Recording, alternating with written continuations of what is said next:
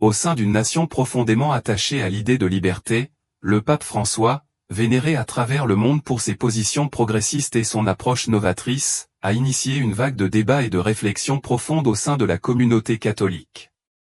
Ses récentes interprétations des textes bibliques et de la vie de Jésus ont fait naître un dialogue intense, redéfinissant des conceptions longtemps ancrées dans la tradition. Ces nouvelles perspectives, loin d'être neutres, soulèvent des questions essentielles sur l'évolution de la théologie catholique et sur la manière dont l'Église doit s'adapter aux défis du monde moderne. Cette vidéo vous propose d'explorer en profondeur les interprétations avant-gardistes du pape, en analysant leurs répercussions au sein de l'Église et en scrutant les diverses réactions qu'elles ont suscitées, tant parmi ses partisans que parmi ses détracteurs. Avant de plonger dans l'examen détaillé de ce phénomène, nous vous invitons, si vous êtes curieux de découvrir les changements dynamiques et les débats passionnés qui secouent l'Église catholique sous le pontificat de François, à appuyer sur le bouton j'aime et à vous abonner pour ne rien manquer de nos prochains contenus. L'analyse des déclarations du pape sur la Bible et de son insistance sur l'humanité de Jésus soulève un point particulièrement crucial, l'impact profond qu'elles ont eu sur les fidèles et sur les transformations potentielles au sein du catholicisme.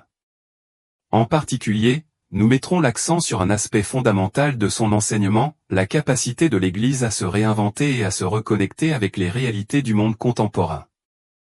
Les propos du pape François, qui privilégie une lecture plus humaine et accessible des Écritures, ont entraîné une diversité de réactions au sein des catholiques.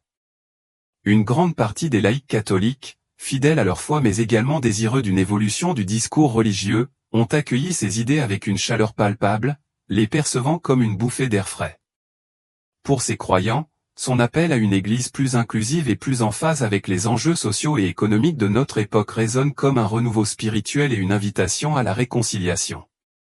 Toutefois, cette approche n'a pas fait l'unanimité, et certains estiment que ces nouvelles perspectives risquent de remettre en cause des doctrines de longue date.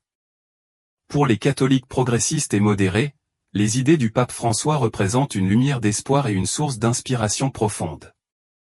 Ces croyants applaudissent ses efforts pour rendre l'Église plus ouverte, plus empathique et plus réceptive aux défis contemporains. Ils perçoivent dans ces interprétations des Écritures non seulement un désir de rénover la théologie catholique, mais aussi une volonté de rétablir l'Église dans son rôle de lumière pour le monde moderne. Pour eux, ces réformes ne sont pas une rupture, mais plutôt un rafraîchissement nécessaire pour que l'Église puisse continuer à être une force de transformation sociale et spirituelle. D'autres voient en François un pape véritablement transformateur, capable de redonner à l'Église son rôle prophétique, en l'appelant à renforcer son engagement envers la justice, la solidarité et la dignité humaine. Ces aspects de son pontificat lui ont valu l'admiration de nombreux catholiques qui souhaitent que l'Église retrouve son essence la plus profonde, celle qui prône la justice et l'amour inconditionnel. Pourtant, ces mêmes discours ont également provoqué une résistance farouche parmi les catholiques les plus conservateurs, qui perçoivent dans ces propos un danger pour les fondements mêmes de la doctrine catholique. Ils craignent qu'une telle approche ne conduise à une dilution des vérités immuables qui ont constitué l'ossature de la foi pendant des siècles. Les critiques sont nombreuses et variées, certains accusent le pape de semer la division au sein de l'Église, affirmant qu'il donne raison à ceux qui remettent en question la position morale traditionnelle de l'Église. Selon eux, en insistant sur les dimensions humaines des récits bibliques et en reléguant au second plan leur inspiration divine, François pourrait encourager une foi plus subjective, plus individualiste, et donc plus fragmentée. Cette approche, selon les détracteurs, pourrait affaiblir la cohésion de l'Église, en particulier auprès des jeunes générations, qui risqueraient d'être influencées par des interprétations plus relativistes. Cependant, une grande partie des jeunes catholiques voient dans le discours du pape François une véritable source d'inspiration. Pour eux, son appel à la miséricorde, à l'inclusion et à la justice sociale représente une pratique de la foi plus authentique et plus concrète. Ces jeunes se sentent profondément interpellés par son message, qui résonne avec leurs propres aspirations et leurs expériences de vie. Ils souhaitent une Église qui ne se limite pas à des dogmes rigides, mais qui cherche plutôt à comprendre et à répondre aux défis contemporains avec une approche plus ouverte et plus inclusive. Le pape François, dans cette perspective, devient un modèle à suivre pour une foi vivante, engagée et tournée vers les autres, un exemple d'une Église qui s'efforce de vivre pleinement les enseignements du Christ dans le monde d'aujourd'hui. la perspective du pape François pourrait entraîner des changements transformateurs dans la théologie et la pratique catholique, en favorisant une compréhension plus profonde et plus contextuelle de la Bible. Son approche pourrait amplifier les dimensions sociales et éthiques de la foi. Cette perspective évolutive encourage une position dialogique et ouverte dans les débats doctrinaux, revitalisant potentiellement la mission prophétique de l'Église, qui cherche à aborder des questions contemporaines telles que la pauvreté, l'injustice et la dégradation de l'environnement. Au milieu de ces changements progressifs, les opinions peu orthodoxes de François sur la Bible et l'accent qu'il met sur l'humanité de Jésus ont suscité des débats et des dissensions, en particulier parmi les catholiques les plus conservateurs et traditionalistes. Ces groupes perçoivent ces idées comme des menaces pour les doctrines établies. Le numéro 7 souligne comment des leaders tels que Jim Wallah et Tony Campolo ont fusionné la foi évangélique avec un engagement en faveur de la justice sociale, en adoptant des interprétations bibliques nuancées. De même, les idées de François peuvent trouver un écho même dans les cercles protestants conservateurs. Au-delà des comparaisons individuelles, la méthode de François reflète des courants plus larges dans la théologie contemporaine et les études bibliques. Au cours des dernières décennies, l'accent a été mis sur les lectures contextualistes et libérationnistes de l'Écriture, défendues par des personnalités telles que Gustavo Gutiérrez et Elisabeth Schussler-Fiorenza. Ces spécialistes préconisent d'interpréter la Bible non pas comme un texte abstrait et intemporel, mais comme l'expression vivante et dynamique des luttes et des espoirs du peuple de Dieu. L'approche de François est conforme à celle d'autres dirigeants chrétiens et s'inscrit dans des tendances plus larges en matière de théologie et d'analyse scripturale. De nombreux érudits et responsables protestants ont longtemps mis l'accent sur les aspects humains de l'Écriture, préconisant une lecture qui tienne compte du milieu historique et culturel de ses auteurs. Ils soulignent également l'importance d'aligner l'interprétation biblique sur les questions morales et sociales contemporaines, telles que la justice, l'égalité et la protection de l'environnement. Les interprétations bibliques de François trouvent un écho dans les opinions de nombreux protestants traditionnels, qui considèrent l'Écriture comme un texte vivant adapté aux défis d'aujourd'hui. Son insistance sur la solidarité de Jésus avec les pauvres et les marginaux résonne également avec la tradition de l'évangile social au sein du protestantisme, qui a longtemps cherché à appliquer les enseignements chrétiens à la justice sociale et économique. Si les perspectives du pape François ont été saluées par de nombreuses personnes pour leur approche nouvelle et humaine des Écritures, elles ont également suscité des dissensions, notamment chez certains protestants évangéliques conservateurs ou fondamentalistes. Ces personnes insistent sur l'inspiration divine et la nature immuable de la Bible, et défendent son interprétation comme un guide littéral. Il est infaillible pour la foi et la vie. Ils craignent que le fait de mettre l'accent sur les éléments humains de l'Écriture ne porte atteinte à son autorité et ne conduise au relativisme et au subjectivisme. Malgré cela, une faction de voix progressistes et modérées émerge au sein de la communauté évangélique. Ces groupes sont plus réceptifs à l'utilisation de méthodes historiques critiques et de lecture contextuelle de l'Écriture. Des personnalités telles que Jim Wallis et Tony Campolo ont joué un rôle déterminant dans la fusion de la foi évangélique avec un engagement en faveur de la justice sociale et d'une interprétation biblique nuancée. Cela suggère que les vues de François pourraient trouver un certain alignement même dans les cercles protestants traditionnellement conservateurs. L'approche de François reflète également des changements plus larges dans la théologie contemporaine et les études bibliques, qui donnent la priorité aux perspectives contextualistes et libérationnistes. Ces points de vue prônent une lecture de la Bible à travers le prisme des marginalisés et des opprimés, suggérant que le texte n'est pas simplement un artefact abstrait et intemporel, mais une parole vibrante et vivante qui aborde les luttes et les aspirations tangibles du peuple de Dieu. Si vous avez trouvé cette discussion instructive et que vous souhaitez contribuer à notre chaîne, vous pouvez utiliser la fonction Super Merci ci-dessous. N'oubliez pas d'aimer et de vous abonner pour rester au courant de nos dernières vidéos et rejoindre notre communauté. Le numéro 6 met en avant les progressistes qui considèrent que les méthodes historiques critiques sont essentielles pour approfondir notre compréhension des messages de la Bible. Ils affirment qu'en plaçant le texte dans son contexte d'origine, nous pouvons mieux discerner ses messages spirituels et moraux durables, tout en reconnaissant ses limites culturelles et historiques. Ces débats ont fait surface dans diverses controverses ecclésiastiques, comme celles qui ont suivi le document de 2002 de la Commission biblique pontificale intitulé L'interprétation de la Bible dans l'Église. Ce document soutient l'utilisation de méthodes historiques critiques, mais préconise également une lecture hâtive et spirituelle de l'Écriture, enracinée dans la tradition vivante de l'Église et alignée sur les sentiments des fidèles. En tant que telles, les interprétations de l'Écriture par le pape François continuent de trouver un écho dans de nombreux cercles protestants, en particulier ceux qui sont influencés par des points de vue théologiques libéraux et progressistes.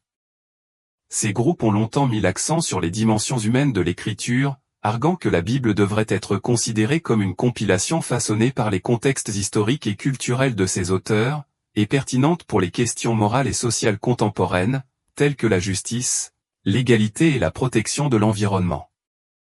L'accent mis par François sur la solidarité de Jésus avec les pauvres et les marginalisés ne renforce pas seulement la tradition de l'évangile social au sein du protestantisme, mais met également tous les chrétiens au défi d'appliquer leur foi aux injustices sociales et économiques urgentes de notre époque.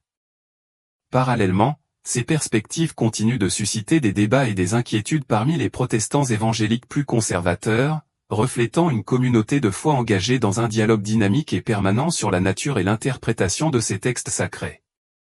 Le document 5 du Concile sur la révélation divine Verbum Domini souligne l'importance de reconnaître les auteurs humains de la Bible et leurs contextes historiques, tout en affirmant la primauté de la paternité de Dieu après le Concile Vatican II.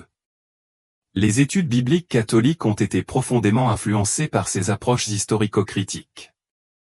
Les chercheurs se sont efforcés de replacer la Bible dans son contexte gréco-romain et proche-oriental, en examinant les influences et les parallèles d'autres littératures et religions anciennes.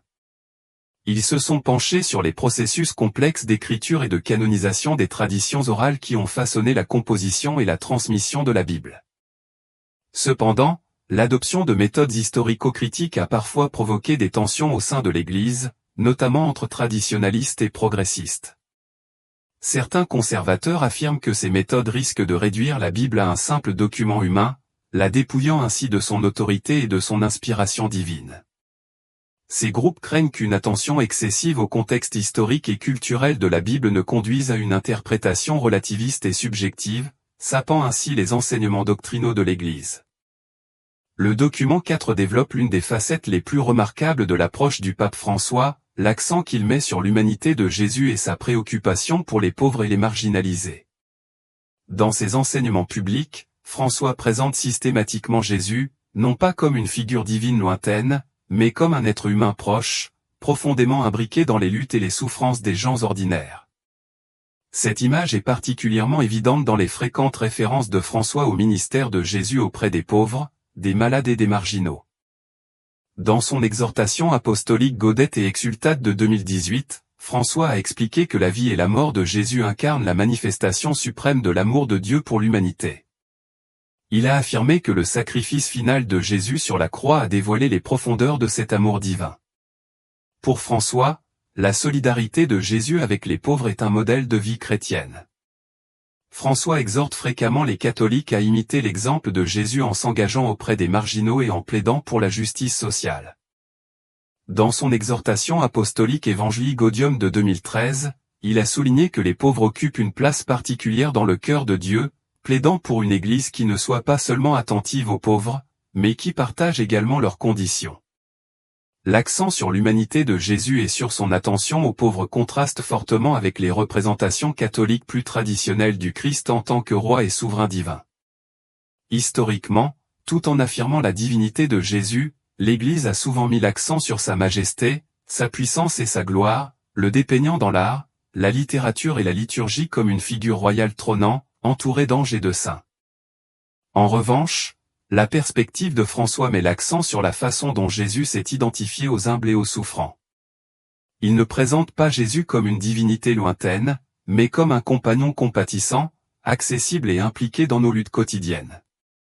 Ce changement a des implications significatives pour la théologie et la christologie catholique, car il remet en question les conceptions conventionnelles de la nature et de la mission de Jésus. Cette approche n'a pas été exempte de critiques. Certains catholiques conservateurs affirment qu'en mettant l'accent sur l'humanité de Jésus, François risque d'éclipser sa divinité et de saper les enseignements de l'Église sur l'incarnation et la Trinité. Ils craignent que le fait de dépeindre Jésus principalement comme un activiste social ou un modèle moral ne diminue son statut de fils éternel de Dieu. Cependant, les partisans de François répondent à ces critiques en soulignant les fondements bibliques et traditionnels de leur point de vue. Les évangiles eux-mêmes décrivent Jésus comme un être humain et divin à part entière, caractérisé par une profonde préoccupation pour les marginaux. Les défenseurs des enseignements de François soutiennent que l'accent qu'il met sur les aspects humains de Jésus apporte un correctif nécessaire à une christologie trop abstraite et éthérée, qui pourrait négliger les aspects tangibles de la vie et de la mission de Jésus. Pour comprendre les déclarations du pape François sur la Bible, il faut les replacer dans le contexte plus large de l'héritage biblique catholique, en particulier dans les années qui ont suivi le Concile Vatican I. Cette période a marqué un changement significatif dans l'approche de l'écriture par l'Église, ouvrant la porte à de nouvelles méthodes d'interprétation et renforçant l'engagement avec la science biblique moderne. Bien que l'Église ait d'abord abordé ces méthodes avec prudence, craignant qu'elles ne remettent en cause l'inspiration divine de l'écriture, le Concile Vatican I a encouragé les érudits à utiliser ces techniques avec fidélité et discernement, favorisant ainsi une compréhension plus riche et plus nuancée des textes bibliques. Le cardinal Raymond Burke, l'une des principales voix conservatrices, a exprimé son inquiétude quant à l'approche interprétative des Écritures du pape François, suggérant qu'elle pourrait induire les fidèles en erreur. Il insiste sur le fait que l'Église doit défendre la vérité littérale de la Bible, en particulier lorsqu'il s'agit de foi et de morale. De même, d'autres commentateurs conservateurs ont qualifié les méthodes de François d'hérétiques, voire d'apostates, l'accusant de s'écarter des croyances catholiques fondamentales. Ces critiques se réfèrent à la déclaration du Concile Vatican I sur l'inhérence de la Bible, arguant que les déclarations de François sont en contradiction avec cette doctrine cruciale. Cependant, les partisans de François soutiennent que son approche est bien alignée sur les riches traditions de l'interprétation biblique catholique. Ils soulignent que l'Église a historiquement reconnu diverses formes littéraires dans la Bible, telles que la poésie, les paraboles et les métaphores, ce qui indique qu'une interprétation littérale simpliste n'est pas la seule méthode pour comprendre les textes. D'autre part, le pape François a suscité un débat important avec ses points de vue sur l'interprétation biblique, qui divergent des positions catholiques conventionnelles dans plusieurs domaines clés. Alors que l'Église a toujours enseigné que les Écritures sont divinement inspirées et infaillibles, François a mis l'accent sur leurs aspects humains et sur la nécessité de les interpréter à travers les perspectives des chercheurs modernes et les expériences contemporaines. Dans une interview donnée en 2016 au journal italien La Repubblica, le pape François a exprimé une idée importante et souvent controversée concernant la manière de lire les Écritures. Il a souligné que la Bible ne doit pas être perçue comme un simple journal ou un document historique, et qu'elle ne doit donc pas être interprétée de manière littérale. Selon lui, les récits de la Genèse, notamment ceux relatifs à la création, ne doivent pas être compris comme des faits historiques au sens strict, mais plutôt comme des récits théologiques et métaphoriques. Ces récits, expliqua-t-il, sont avant tout porteurs de vérités profondes sur la nature de Dieu et la place de l'humanité dans le monde.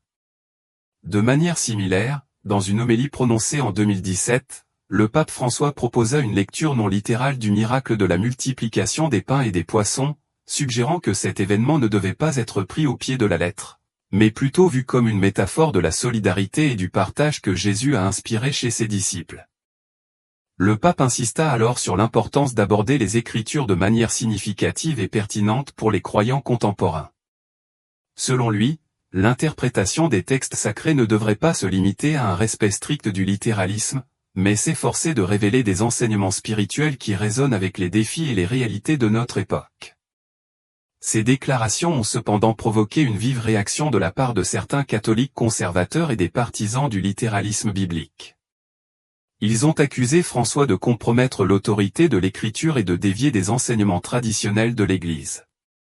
Pour ces critiques, le pape aurait cédé aux normes séculières modernes au détriment de la doctrine orthodoxe, et sa position risquait de semer la confusion parmi les fidèles en remettant en question des interprétations bibliques bien établies. L'élection du cardinal Jorge Mario Bergoglio au poste de pape en 2013 marqua un tournant majeur pour l'Église catholique. En tant que premier pape jésuite et premier originaire des Amériques à accéder à la papauté, François a incarné un changement radical par rapport aux voies traditionnelles qui dominaient jusque-là.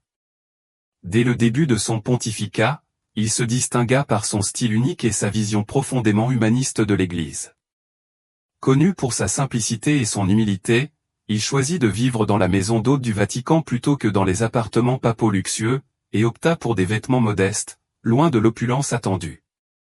Ces gestes symboliques ont mis en avant son désir de donner une priorité absolue aux pauvres et aux marginalisés, soulignant ainsi son attachement à une Église proche des plus vulnérables. Au fil de son pontificat, François a mis l'accent sur des valeurs telles que la miséricorde, l'inclusion et la protection de l'environnement. Il a encouragé une Église plus accueillante, ouverte à toutes les personnes, quelle que soit leur origine, leur situation sociale ou leur foi. Cette approche inclusive s'est également traduite par un appel constant au dialogue interreligieux, cherchant à établir des ponts solides avec d'autres communautés religieuses à travers le monde. Dans son encyclique Laudato Si, publiée en 2015, François a pris une position ferme sur la nécessité de lutter contre le changement climatique et de préserver l'environnement. Il a souligné que ces questions étaient avant tout des enjeux de justice sociale, affectant de manière disproportionnée les plus démunis et les populations vulnérables. Grâce à ce document, il s'est imposé comme une figure de proue dans la lutte pour la préservation de la planète, tout en rappelant l'importance d'un engagement moral face aux défis globaux contemporains. En parallèle, le pape François a cherché à réformer l'Église catholique, abordant des sujets délicats tels que les abus sexuels commis par certains membres du clergé, la transparence des finances du Vatican, et la décentralisation du pouvoir ecclésiastique. Bien que ces réformes aient rencontré une certaine résistance, en particulier parmi les milieux conservateurs, elles ont été accueillies avec enthousiasme par une grande partie des catholiques désireux de voir une Église modernisée, plus ouverte et plus en phase avec les défis du XXIe siècle. Toutefois, ces positions novatrices, en particulier concernant l'interprétation des Écritures et ses prises de position théologiques, ont suscité la controverse, et ont inquiété certains traditionalistes. Ces derniers craignent que ces interprétations remettent en question les fondements de la doctrine catholique et induisent une certaine confusion parmi les fidèles. Malgré les critiques dont il fait l'objet, le pape François reste une figure immensément populaire auprès de nombreux catholiques, qui apprécient sa pastorale empreinte de compassion et de proximité avec les plus pauvres. Son charisme dépasse largement les frontières de l'Église catholique, et de nombreuses personnes, qu'elles soient croyantes ou non, admirent son humilité, son empathie et son engagement envers les grandes causes mondiales. Sa manière de diriger l'Église, tournée vers l'humanité, continue de marquer les esprits et de renouveler l'image du papauté. Merci de nous avoir suivis dans cette réflexion sur le leadership du pape François. Si vous avez apprécié cette analyse approfondie, n'oubliez pas de liker, de vous abonner à notre chaîne et de cliquer sur l'icône de la cloche afin de ne pas manquer nos prochaines vidéos. Nous serions ravis de connaître vos réflexions dans les commentaires ci-dessous.